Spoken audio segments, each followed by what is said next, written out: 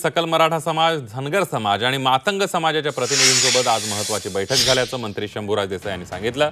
सकल मराठा समाजाच्या मागण्यांनुसार हैदराबाद गॅझेट संदर्भात आणलेले दस्तऐवज शिंदे समितीकडे सुपूर्द केले असून त्यावर काम सुरू असल्याचं शंभूराज देसाई यांनी सांगितलंय। त्याचबरोबर 616 मराठा आंदोलकांवरील 222 गुन्हे मागे घेण्यासंदर्भात सूचना देण्यात आल्याचे ते म्हणाले।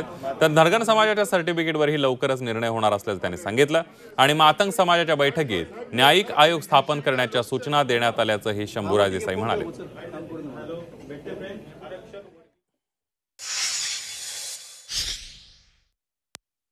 सोमवारी मंत्रिमंडळाची बैठक संपल्यानंतर मराठा आरक्षण मंत्रिमंडळ उपसमितीचे प्रमुख मान्य चंद्रकांत दादा, मी असं आम्ही तिघं चौघजण मिळून जे एक मार्गदर्शक मंडळ जस्टिस भोसले, जस्टिस गायकवाड आणि जस्टिस शिंदे साहेबांचं या आरक्षणासंदर्भात नेमलेलं आहे।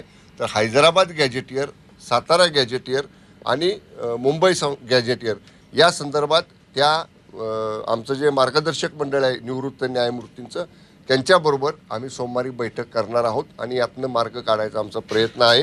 दुसरी महत्त्वाची मागणी होती गुन्हे जे मराठा आंदोलकांच्या वरती झाले होते तर त्याच्या बाबतीतली सुद्धा एकूण गुन्हे दाखल होते 616 पैकी 540 गुन्हे चार्जशीट झालेले आहेत आणि त्यातले प्रत्यक्ष 28 गुन्हे मागं घेतलेले आहेत आणि 222 गुन्हे हे मागं घेण्याची शिफारस त्या ठिकाणी समितीने केलेली आहे।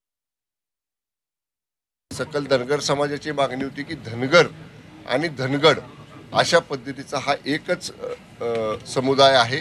महाराष्ट्रामध्ये धनगड अशी जात आमच्याकडे नाही ही वस्तुस्थिती आहे, पण त्या बाबतीतले काही पूर्वीच्या चुकीच्या नोंदींच्यामुळं धनगड अशा पद्धतीची प्रमाणपत्र दिली गेली होती, ज्याच्यामुळं न्यायालयामध्ये आपल्याला थोडीशी अडचण निर्माण झाली। पण त्यासुद्धा बाबतीतली पुढची कार्यवाही ही सोमवारच्या आत पूर्ण करण्याचा निर्णय आजच्या बैठकीमध्ये झाला आणि त्याप्रमाणे तात्काळ संबंधित विभागाला या ठिकाणी उचित सूचना ज्या माननीय मुख्यमंत्र्यांनी दिलेल्या होत्या त्याची कार्यवाही लगेच तातडीनं पूर्ण करण्याचे आदेश या ठिकाणी आपण दिलेले आहेत। कोर्टनं माननीय सुप्रीम कोर्टने अबकड करण्यासंदर्भातला आदेश आरक्षणामधला मातंग समाजाच्या संदर्भातला दिलेला आहे।